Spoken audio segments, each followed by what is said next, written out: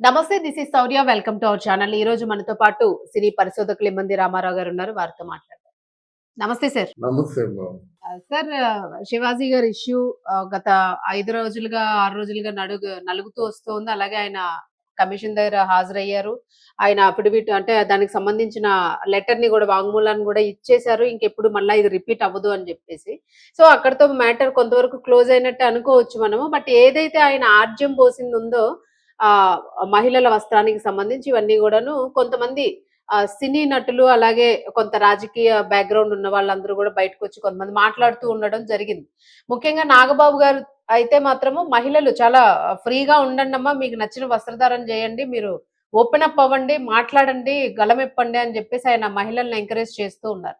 అయితే ఇది కొంతవరకు ఒక 30% మంది ఓకే అన్నప్పటికీ గూడాను 70% మంది దీన్ని వ్యతిరేకిస్తున్నట్లుగా కనిపిస్తూ ఉంది. అలాగే పార్టీ వర్గాల్లో గూడా ఇది కొంత చీలికని తెచ్చేటట్టుగా కనిపిస్తోంది. వ్యతిరేకిస్తున్నారు అన్నది గూడా వినిపిస్తోంది వాదన. మీరేమంటారు సార్ అసల? అసలు ఎట్లా ఉంది ఇప్పుడు ఆయన మాటలకి సంబంధించిన ఘర్షణ గానియండి, మహిళలు నిజంగానే ఎలా రియాక్ట్ అవుతూ ఉన్నారు? అసలు ఈ ఇష్యూ జరగగానే అనసూయ ఎందుకొచ్చింది? అనసూయ ప్రస్తావన లేదు కదా! హ్మ్. దేవుడి చిలికి చిలికి గాలివాన అయ్యే ప్రమాదం ఉంది. శివాజీ ఏమన్నాడు? ఒక అన్నలాగా, ఒక తండ్రిలాగా, ఒక శ్రీమూర్తిని ప్రకృతితో పోలుస్తూ అంత ఉన్నతంగా మాట్లాడాడు. ఏదో 2 పదాలు దొర్లాయి. వాటికి క్షమాపణ చెప్పాలని మన వీడియోలో చెప్పుకున్నాము. ఆ మధ్యాహ్నమే క్షమాపణ చెప్పడం జరిగింది. అవును. ఇప్పుడు ఏమైంది? శివాజీ హీరో అయ్యాడు. శివాజీ హీరో అయ్యాడు. ఎదురు తిరిగే వాళ్ళందరూ కూడా జీరోలయ్యారు. అనసూయకి అసలు అవసరం లేదు. రావాల్సిన అవసరం లేదు. నన్నే అన్నాడు అనుకుంటే ఎలాగవుతుందమ్మా? అది కాదు కదా! ఎవరో ఇట్లాంటి ఈవెంట్స్‌కి వచ్చేవాడు జాగ్రత్త పడండి అన్నాడు. దానికి ముందు నిధి అగర్వాలు, ఇక్కడ సమంత వాళ్ళు ఫేస్ చేసినటువంటి ఇబ్బందులను దృష్టిలో పెట్టుకొని అన్నాడు. అన్నమాట వాస్తవమే. ఆ 2 పదాలు దొర్లినందుకు అది నిజంగా తప్పుడు పదాలు కాదు. తప్పుడుగా అర్థం చేసుకుంటారు గానీ, అయి తప్పుడు పదాలు కాదు, బూతు పదాలు కాదు. హ్మ్. వాటిని అర్థం చేసుకుంటే వచ్చే భావం బూతు. అంతేగాని పదాలు బూతు కాదు. ఆ పదాలు వాడడానికి ఇబ్బంది పడే పరిస్థితి కాదు. హ్మ్. ఆ పదాన్ని అంటే లోతుగా వెళ్ళి పరిశీలించినట్టయితే ఒక బూతు భావజాలం వస్తుంది కనుక దానికి క్షమాపణ చెప్పాడు. దానికి ఇంత రాద్ధాంతమా? ఇంతవరకు అసలు మహిళా కమిషన్ ఉందా లేదా అన్న అనుమానం కలుగుతున్న ఈ రోజుల్లో అర్ధాంతరంగా ఒక హడావిడిగా మహిళా కమిషన్ శివాజీని పిలవడం, మాట్లాడడం జరిగింది. శివాజీ ఈ విషయంలో చాలా తెలివిగా మొట్టమొదటిసారిగా నోరు జారినప్పుడు కూడా టోటల్ ఇష్యూలో మాత్రం చాలా తెలివిగా వ్యవహరించాడు. వాళ్ళు అడిగిన ప్రశ్నలకి అన్నిటికీ మౌనంగా ఉన్నాడు. అన్నిటికీ మౌనంగా ఉన్నాడనమాట. అయితే ఇటువంటి మాటలు గానీ, ఇటువంటి వ్యాఖ్యలు గానీ నేను పునరావృతం చేయనని చెప్పేసి లిఖితపూర్వకంగా రాయించుకుంటారు ఎవరి చేతైనా సరే. అంతే దేర్ ఎండ్స్ ది మ్యాటర్. బయటికొచ్చి శివాజీ ఒక చాలా తెలివైన ప్రశ్న సమాధానం చెప్పాడు. అంటే ప్రశ్న కాదు, ప్రశ్న లాంటి సమాధానం చెప్పాడు. ఏంటంటే, అనసూయ గారు మిమ్మల్ని చాలా ఇబ్బంది పెట్టాను. నేను మీకు రుణపడి ఉంటాను. మీకు మీ రుణాన్ని మీ తొందరలోనే మీకు మీ రుణం తీర్చుకుంటాను అన్నాడు. అది చాలా పెద్ద మాట. నేను మీకు రుణపడి ఉంటాను. మీకు తప్పకుండా మీకు గిఫ్ట్ ఇస్తానని చెప్పడం, రిటర్న్ గిఫ్ట్ అంటే మనకి అర్థాలు తెలుసు కదా! ఆ రిటర్న్ గిఫ్ట్ ఇస్తానని చెప్పాడన్నమాట. అది ఇంతటితో ఆగదు.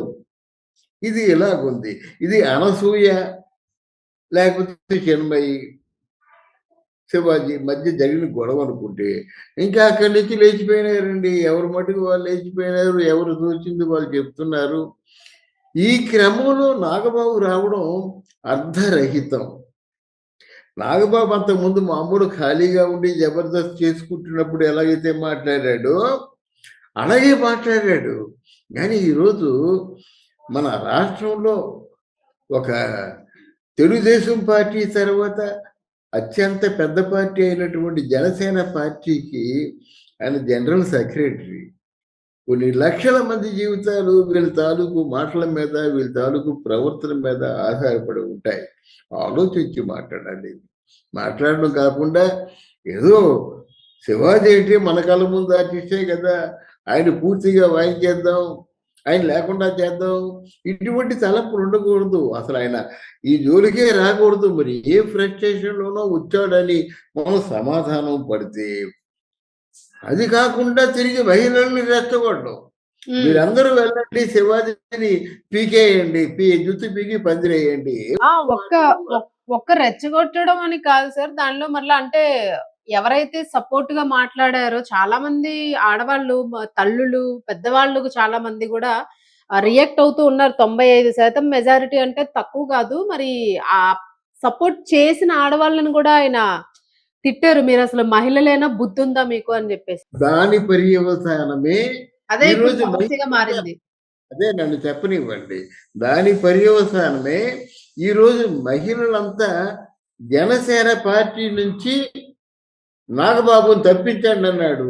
ఆ స్థాయికి ఎందుకు వెళ్ళాలి, ఆ స్థితికి ఎందుకు వెళ్ళాలి అంటే, పార్టీలో లేకుండా అబ్బాయి మీ అన్నయ్య ఉన్నట్టయితే నీ కళంకం, మీ అబ్బాయి వల్ల నీ చాలా ప్రమాదాలు వస్తాయి, నువ్వు జనాలు దూరం అయిపోతావు అని హెచ్చరించే పరిస్థితి కల్పించుకున్నాడంటే, ఇట్లాంటి కొంచెం అర్ధరహితమైన మాటలు మాట్లాడటమే.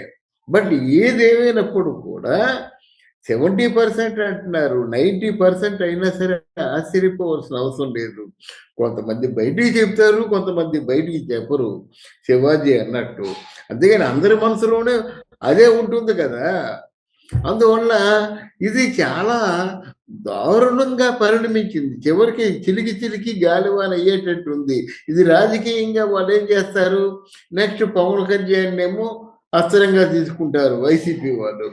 మీ కారు కోతలు, పిచ్చి కోతలు, ఇదా మీ సాంప్రదాయం, ఇదా మీ సనాతన ధర్మం అంటే ఎక్కడ పెట్టుకుంటారండి తలకాయి? ఇప్పుడు అదే క్వశ్చన్ చేస్తున్నారు సార్. ఇప్పుడు ఏదో నిప్పు ఒక చోట, ఇదొక చోట.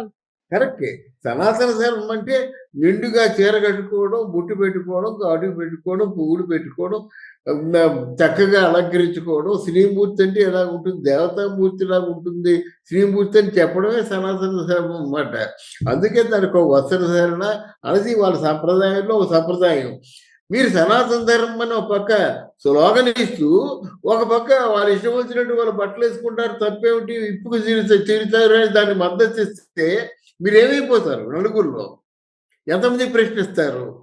ఇటువంటి పార్టీని కొంచెం చులకన, పార్టీ పట్ల చులకన భావం ఏర్పడేలా మాత్రం నాగబాబు చాలా అర్ధరహితంగా మాట్లాడాడు, అనాలోచితంగా మాట్లాడాడు. ఏది ఏమైనప్పుడు కూడా నాగబాబు కూడా ఒక రోజుకి క్షమాపణ చెప్పుకునే పరిస్థితి వస్తుంది. అలాగే క్షమాపణ చెప్తే గాని ఈ తాలూకు గొడవ సద్దు మనగదు. గొడవ రాజుకున్నట్టయితే ఏమవుతుందంటే, ఇప్పుడు శివాజీకి యాంటీగా ఉన్న వాళ్ళందరూ కూడా నాగబాబు సపోర్ట్ ఇస్తారు.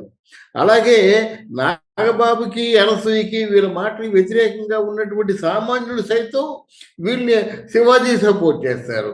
ఇటువంటి ఏంటంటే ఇది ఒక చిలికి చిలికి గాలివాన అయిందన్నమాట. ఈ పరిస్థితుల్లో ఇది అవసరం లేదు. కానీ ఈ మధ్య కాలంలో చిన్న సినిమాలు, 4 సినిమాలు వాటి తాను సత్తా చాటుకుని కొంచెం టాలీవుడ్ కొంచెం బతికి బట్టగడుతుందనే సమయంలో ఈ గొడవ ఏమిటండి?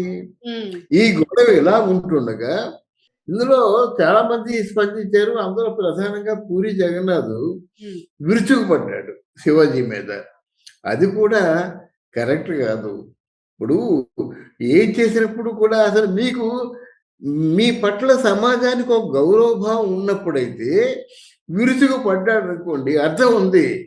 మీ పట్ల సమాజానికి you are not in the successful track. మీరు విజయవంతమైన డైరెక్టర్గా ఉండి సక్సెస్, రోరింగ్ సక్సెస్ వచ్చింది అనుకోండి, మీ మాటలు కొంచెం పట్టించుకుంటారు. ఇప్పుడు మీరు మాట్లాడే ఉంది మీ తాలూకు భావజాలాన్ని బయటపెట్టి నలుగురిలో అపభ్రంశం అవడం తప్ప మీకేముంటుంది చెప్పండి? ఈ మాటల వల్ల ప్రయోజనం ఏమీ లేదు. అది కేవలం నేను నాగబాబు వెంట ఉన్నాను అని చెప్పించుకోవడానికే తప్ప ఇందులో ఏమి లేదు కదా. చిరంజీవి సైతం తలదించుకునే పరిస్థితులు ఏర్పడ్డాయి ఈ రోజుని. దీనికి అవును. కారణం నాగబాబు. నాగబాబు ఇది కొత్త అంటే వారికి కోపం ఎక్కువ, ఎమోషనల్, కోపం వస్తే మనసులో ఉన్నది దాచుకోలేడు అని చెప్పినప్పుడు కూడా ఈరోజు ఎవరు ఊరుకోరండి. హ్మ్. మహిళలు ఊరుకోరు. నీ కోపం వస్తే నీ ఇంట్లో పెట్టుకోవయ్యా. నీ అవును. కుటుంబంలో ఉన్న కోపాన్ని చూపించు. అంతేగాని ఆయన ఏమన్నాడు, మహిళలను బుద్ధిగా ఉండమన్నాడు, సాంప్రదాయంగా ఉండమన్నాడు, గౌరవభావంతో ఉండమని చెప్పాడు, గౌరవప్రదంగా ఉండమని చెప్పాడు. దాన్ని వాళ్ళ మీద విరుచుకుపడతావేంటి? అంటే మహిళల లోకాన్ని అంటే నువ్వు ఈ విధంగా చూద్దాం అనుకుంటున్నావా? అలుసుగా ఉన్నారా? ఎన్ని ప్రశ్నలు వేస్తున్నారు. ఈ ప్రశ్నలకు ఒక ప్రశ్నకైనా సమాధానం నాగబాబు దగ్గర ఉందా? అందువల్ల నాగబాబు చేసిన పని 100కి 150% తప్పు.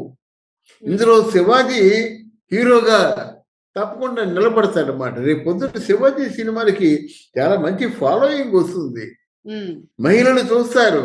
మహిళలందరూ ఒక విధంగా శివాజీకి మంచే జరిగింది. మహిళలకి శివాజీ తాలూకు వ్యక్తిత్వం మీద ఒక ఉన్నతమైనటువంటి ఆలోచనలు వస్తాయి ఆటోమేటిక్‌గా. హ్మ్. ఆయన తాలూకు ప్రవర్తన బట్టి, ఆయన మాటలు బట్టి, ఆయన వ్యక్తిత్వాన్ని బట్టి. హ్మ్. ఇది జరిగింది. రైట్. Right sir. అలాగే ప్రజల నుంచి స్పందన అయితే నిజంగానే జెన్యూన్‌గా ఉంది. ప్రజలు ఎందుకంటే ఇక్కడ ప్రజల ఓటింగే ఉంది. అనుకోకుండా చాలా అనూహ్యమైన మార్పు ఇదంతా గూడాను. బట్ ఆయన వరకి మాత్రము ఇండస్ట్రీలోని ఆయన మీద వెన్నుపోటు లేదా ఒక అసంతృప్తి అయితే శివాజీలో కనిపిస్తూ ఉంది. బట్ ఏంటంటే ఇంటర్నల్‌గా అనుకోకుండానే ఆయనకి అనుకోని ఏదో అంటాం అనుకోని అతిథి అని అట్లాగా అనుకోని విజయం వచ్చింది అని జెప్పేసి కొంతమంది అంటూ ఉన్నారు. ఎనీవే ఏదైనా గూడాను ఈ ధర్మము, సాంప్రదాయము వీటికి సంబంధించి మహిళల రక్షణకి సంబంధించి ఆయన మాట్లాడిందైనా గూడాను సో ఏదైనా గూడా పాజిటివ్‌గా తీసుకుంటే మంచిది. సొసైటీలో గూడా దీని గురించి నెగెటివ్ డిస్కషన్స్ చేయకుండా పాజిటివ్ వైపు ఎళ్తే మంచిది అని ఆశించాను సార్. ఒకే విషయం చెప్తానమ్మా. చెప్పండి సార్. శివాజీ మాట్లాడే మాటలు ధర్మమా? అధర్మమా? శ్రీమూర్తి నిండుగా చక్కగా ఓ లక్ష్మీదేవిలాగా ఉండాలని కోరుకోవడం. అందుకే కదమ్మా గృహిణి అంటాం, గృహలక్ష్మి అంటాం. అవును. అంటే గృహిణిని గృహలక్ష్మి అనడానికి కారణం ఏంటంటే లక్ష్మీదేవితో పోలుస్తారు. ఆ లక్ష్మీదేవి నిండుగా ఉండాలని కోరుకోవడం ధర్మమా? అధర్మమా? ధర్మమైతే ఎప్పటికైనా జయం తందే. జయిస్తుంది. ధర్మం ఓడిపోదు. అందువల్ల శివాజీకి డెఫినెట్‌గా ఇది చాలా ఒక వందింతలు ఆయన ఇమేజ్‌ని పెంచింది సొసైటీలో. హ్మ్. దీనికి కారణం నాగబాబు. అనసూయ కారణం అయితే నాగబాబు మరో కారణం మాట. దీనివల్ల జనసేన పార్టీ తాలూకు ఉనికి ప్రశ్నార్థకం అవుతుంది. ప్రశ్నలకి అంటే ప్రజలు అడిగే ప్రశ్నలకి సమాధానం చెప్పుకునే పరిస్థితుల్లో ఉండాలి. లేదా లేదా పవన్ కళ్యాణ్ నాగబాబుని దూరంగా పెట్టాలి. ఇప్పటికే కొన్ని కారణాల చేత నాగబాబుని దూరంగా పెట్టారు. కారణాలు ఏమైనప్పుడు కూడా ముందు ఉన్నంత ఉత్సాహంగా జనసేన పార్టీలో నాగబాబు పనిచేయటం లేదు. అసలు పూర్తిగా జనసేన పార్టీలో కనిపించకుండా ఉండేటువంటి ప్రమాదం కూడా ఉంది. ఈ విషయాన్ని ఆలోచించుకొని తొందరగా సద్దుమణిగే విధంగా ఏదో నోరు జారారు గనక ఇందులో మీకు తెలివితేటలు ఏమైపోయాయో మంచి చదువుకున్నవాడు, చదువుకున్నవాడు నాగబాబు చాలా బాగా మాట్లాడతారు కొన్ని సందర్భాల్లో. ఆయన చెప్పొచ్చు కదా! అంటే ఆయన మన్నించమని చెప్పి దేర్ ఈస్ ది మ్యాటర్. నేను కూడా కొంచెం ఆవేశపడ్డాను. దీనికి మన్నించండి అంటే ఈ ఇష్యూ ఇక్కడితో క్లోజ్ అయిపోద్ది. అవును. లేకపోతే శివాజీ వదిలిన శివాజీ మౌనమే 100 ప్రశ్నలు. శివాజీ మౌనమే 1,00,000 ప్రశ్నలనమాట. శివాజీ ఎంతకాలం మౌనంగా ఉంటాడో ఆ శివాజీ తాలూకు పాత్ర ప్రజలందరూ, మహిళలందరూ తీసుకుంటారు. శివాజీకి బదులుగా మహిళలే ప్రశ్నిస్తారు. అప్పుడు సమాధానం చెప్పవలసిన పరిస్థితుల్లో నాగబాబు ఉంటాడు. ఇంకా నెక్స్ట్ చిరంజీవికి వస్తుంది. ఏమయ్యా నీ తమ్ముడిని ఆ మాత్రం అదుపులో పెట్టుకోలేవా? నీ పెంపకం అంటావు. ఇదేనా నువ్వు చేసిన పెంపకం? ఇదేనా నువ్వు పెంచిన పెంపకం అంటారు. ఇంతమంది ఇన్ని నిందలు పడవలసిన అవసరం దీంట్లో ఉందా? దీంట్లో పవన్ కళ్యాణ్ గురించి కానీ, చిరంజీవి గురించి కానీ ఏవైనా మాట్లాడితే నువ్వు అంత ఫెరోసియస్‌గా అంత ఆవేశంతో మాట్లాడి కౌంటర్ ఇవ్వచ్చు. దారిన పోయినకి విషయం ఇది. దాన్ని నెత్తికెక్కించుకొని ఇంత అభాసుపాలు అవ్వాల్సిన అవసరం నాగబాబుకి ఏమొచ్చిందో మరి ఉమ్. అది చూద్దాం సార్ మరి. కాలమే చెప్పాలి, కాలమే నిర్ణయం చేయాలంతే. కాలమే నిర్ణయం చేయాలి. Thank you what is tomorrow, right అమ్మా. Thank you